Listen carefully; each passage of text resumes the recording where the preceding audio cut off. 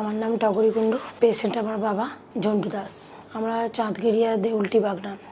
ওনার বাড়িতে যখন প্রথম আমরা স্টেপ ধরতে জানতে পারি না, ওনার খুব কাশি হচ্ছিল। কাশির পর আমরা ডাক্তারবাবুকে কাশির জন্য ডাক্তার দেখিয়েছিলাম। উনি বায়োপসি টেস্ট করালেন, এক্সরে রিপোর্টে কোনো রিপোর্ট পাওয়া যায়নি। বায়োপসি টেস্টে ওনার লাংসে ক্যান্সার ধরা পড়লেন।